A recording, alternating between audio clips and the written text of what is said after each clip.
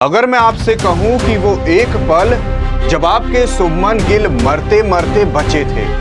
India बनाम England के second test match के अंदर जब तीसरा दिन आ रहा था और उस तीसरे दिन जब आपके शुभमन गिल साहब फील्डिंग करने उतरते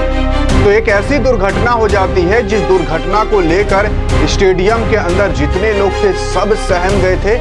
और जो टीवी पर देख रहे थे तो उनकी तो होश ही उड़ चुके थे। आई थिंक शायद आपने भी ये पल देखा होगा कि जब शुभमन गिल को इस तरीके से मैच के दौरान चोट लग जाती है और कहा जाता है कि बस अगर हल्की सी एक चूक और हुई होती तो आज शुभमन गिल ग्राउंड पर नहीं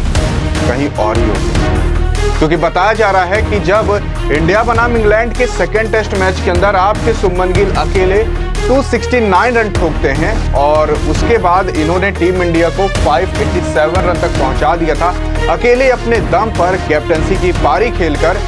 और फिर उसके बाद इंग्लैंड टीम उसी दिन बैटिंग करने आ जाती है। 77 रन पर 3 विकेट उसी दिन गिर जाते हैं। लेकिन हाँ,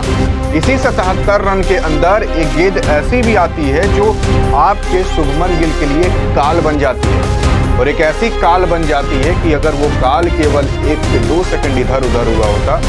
तो काल इनको ले भी पाता, क्योंकि बताया जा रहा है कि जब आपके शुभमन गिल साहब फील्डिंग करने आते हैं और ऋषभ पंत के पीछे पहले ही स्लीप पर ये लगे रहते हैं और हैरी ब्रूक बैटिंग करते हैं, जडेजा साहब सामने से गेंद फेंकते हैं, शुक्र करो बस वहां पर स्पिन गेंदबाजर था, क्योंकि स्पिन गेंदबाजर की बहुत ज्यादा से ज्यादा कितनी 110 से 120 किलोमीटर प्रति घंटा की रफ्तार से गेंद आती है और हैरी ब्रूक मारते हैं इनके एज पे लगकर आपके शुभमन गिल के डायरेक्ट सिर पर जाकर लगती है और सिर पर लगने के बाद ये तुरंत फिजियो को बुलाते हैं, डॉक्टर को बुलाते हैं और वो चेक भी करता है कि देखते हैं कि अभी आप होश में हो कि नहीं, क्योंकि अगर यहीं पर फास्टर गेंदबाज होता जिसकी 140 से 150 किलोमीटर प्रति घंटा की रफ्तार से गेंद आती है तो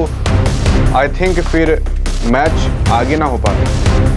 क्योंकि यहाँ पर शुभमन गिल को इस तरीके से चोट लगी थी कि ये एक पल के लिए अपना होश खो बैठे थे। यहाँ पर ऋषभ पंत आते हैं चेक भी करने, लेकिन जब डॉक्टर चेक करते हैं तब जाकर पता चलता है कि भाई यहाँ सटीक तरीके से गेंद पड़ी नहीं थी, बस छू कर निकल गई और अगर वही मात्र 1 सेकंड का अंतर हुआ होता और बस गेंद अच्छे से पड़ गई होती तो जान जाओ आज कुछ और ही माहौल होता।